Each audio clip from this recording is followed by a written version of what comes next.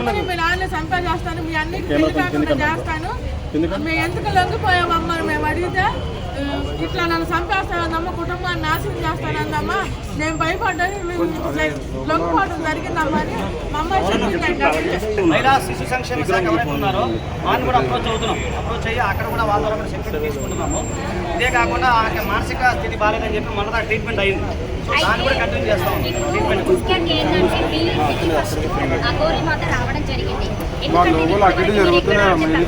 Interviews ఎక్కడ ఇవ్వలేదు, ఎందుకంటే రుద్రస్వామి గారు ముందు పడ్డారు, తర్వాత ఆజాద్ గారు రావడం వల్ల ఇదంతా జరిగింది. తర్వాత తను వచ్చారు, రాధిక గారు వచ్చారు ఫస్ట్ వైఫ్ అని చెప్పేసి. మీరు ఒక్క ఇంటర్వ్యూ కూడా కూర్చొని ఎవరికి ఇవ్వడం లేదు కాబట్టి అఘోరి మాత మీ ఇంటికి వచ్చిన తర్వాత మీరు ఆమెతో బాగానే ఉన్నారు, తినడం తాగడం ఇవన్నీ జరిగినాయని అందరికీ తెలిసింది.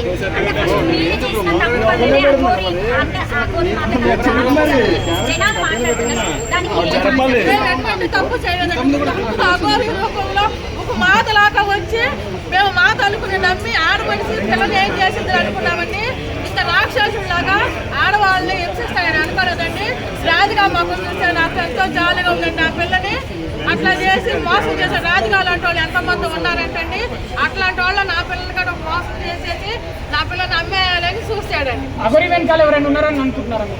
ఖచ్చితంగా అనుకుంటానండి, ఎవరైనా పెద్దల హస్తం ఉందేమో నేను అనుకుంటున్నానండి. అంటే మీ దగ్గర మీ ఇంట్లో ఉన్నప్పుడు ఎప్పుడైనా ఫోన్లు మాట్లాడము, ఎవరితోనన్నా చెప్పడము, ఇట్లా నేను అఘోరిని తీసుకొస్తున్నా, అమ్మాయిలని ఇట్లా వశపరుస్తున్నాం కదా, ఇలా బలిస్తారని చెప్పేసి మాట్లాడుతున్నారు. ఒకవేళ రుద్రస్వామి గారు అలాగే ఆజాద్ గారు ఆ అమ్మాయి రాధిక ముందుకు రాకపోతే వర్షిణ్ అనే అమ్మాయి ఈ రోజు హైదరాబాద్కి వచ్చేదా, లేకపోతే అమ్మాయిని ఎక్కడన్నా నరబలి లాగా ఇస్తారని చెప్పేసి మాట్లాడుతున్నారు. ఖచ్చితంగా నరబలి ఇచ్చేసేదండి రుద్రస్వామి గారు, ఈ రాధిక గారు, మాకు శశిదేవి భాను గారు, మాకు నెంబర్ 1 న్యూస్ వాళ్ళు, మీడియా వాళ్ళు అందరూ ఉండి మాకు సహాయం చేశారండి.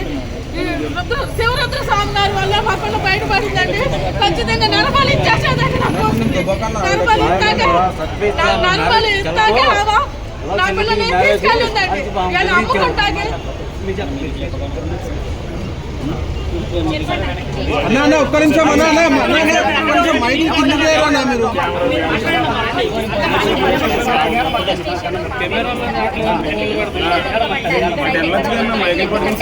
వాళ్ళు దొరకాలనుకుంటే దాదాపుగా చాలా వరకు ఒక 50-60 సిమ్ములు మార్చాలని చెప్పేసి మనకి సమాచారం రావడం జరిగింది.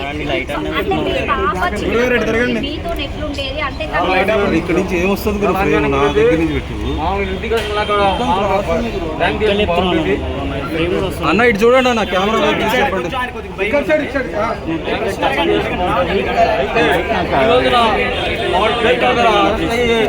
చీకటి వస్తున్నా నాకు వస్తలేదు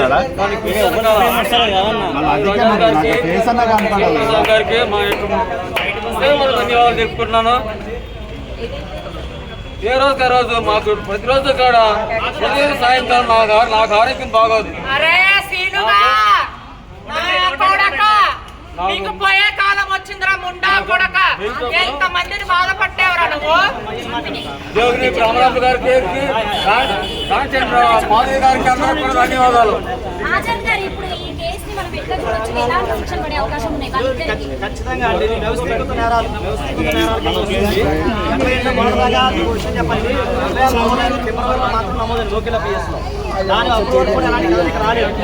మీ అందరి సపోర్టు, అలాగే మీ అందరి సహకారం, అలాగే మీరు అందరూ ఇచ్చిన సపోర్టు ఇవన్నీ కూడా మేము ఆంధ్రప్రదేశ్ మహిళా కమిషన్ వారు ఇచ్చిన సపోర్టు వీటన్నిటితో కూడా కదలికి వచ్చిందని నేను భావిస్తా ఉన్నాను. ఈ సందర్భంగా పోలీసు వారికి, మహిళా కమిషన్ వారికి, మీ అందరికీ మన కుటుంబ సభ్యులందరూ కూడా పేరు ధన్యవాదాలు. సరే చాలా మంది ఉన్నారు ఇక్కడ, అందరూ తెలిసిన వాళ్ళే. దయచేసి పేర్లు చెప్పలేదు, రేపు కోపగించుకోమాకంటే రేపు మళ్ళీ అట్లే లేదు. మీ అందరూ కూడా నా సిస్టర్స్, కుటుంబ సభ్యులు. సో ఒకటి చెప్తానండి, అన్యాయం అక్కడికే వస్తున్నా సెక్షన్స్ కూడా చెప్తున్నాను. సో ఖచ్చితంగా ప్రతి ఒక్కరు కూడా పేరు పేరు ధన్యవాదాలు ఫస్ట్ అది చెప్పాలి. తర్వాత ఏంటంటే ఇది ఏంటంటే అన్ని వ్యవస్థీకృత నేరాలు కాబట్టి ఇవన్నీ కూడా అబౌవ్ 7 years నేరాలే. ఎందుకంటే 318 చీటింగ్ కేసు ఏదైతే ఉందో అది 7 years పడతా ఉంది. నెక్స్ట్ ఇక్కడ ఏంటంటే మహిళల